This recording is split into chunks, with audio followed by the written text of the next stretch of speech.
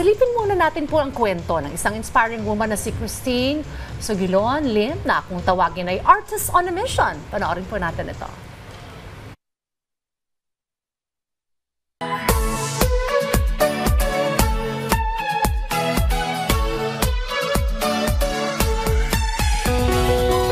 Ako po si Christine Sugilon Lim, isang missionary visual artist at ang kauna-unahang Goodwill Ambassador ng Armed Forces of the Philippines and Philippine Navy.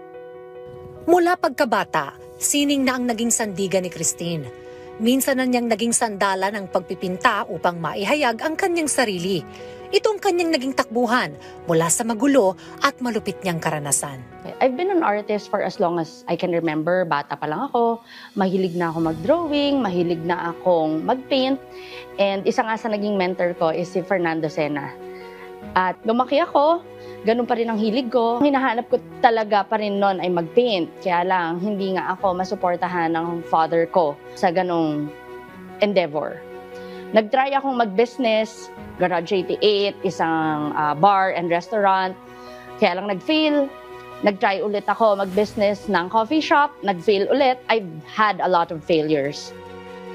I became very depressed, very anxious, suicidal also. I've committed suicide multiple times. I'm a multiple suicide survivor. Hindi naging madali ang buhay ni Christine. Mula sa pagkawala ng kanyang anak at sa kabi-kabilang dagok sa kanya ng tadhana at minsan na niyang piniling talikuran ang lahat ng pagsubok na kanyang kinakaharap. Hanggat nabubuhay ako, meron pa ring purpose yung buhay ko. And naalala ko din yung pagkamatay ng anak ko when I survived that suicide attempt. Kasi yung anak ko yung naging reason kaya bumalik ako sa pagiging artist, sa pagpipinta. Inawardan ako ng Philippine Navy as their first ever Goodwill Ambassador. Doon ako nagpasalamat sa Panginoon na sabi ko, thank you for, again, reassuring me that I really have to live my life for you. Mula sa pagkakalugmok ay muling bumangon si Christine at sa ikalawang pagkakataon ay naging daan niya ang pagpipinta upang magpatuloy at ialay ang kanyang talento sa Panginoon.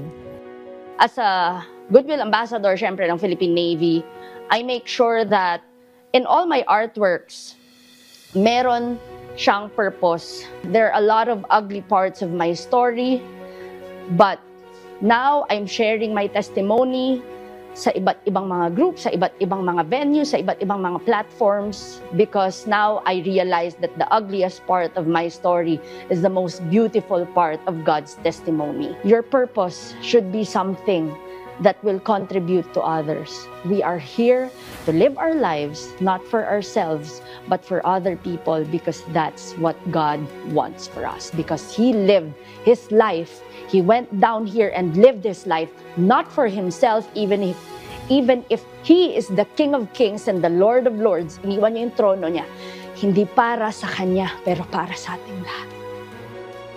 Artist on a mission siya kung tawagin.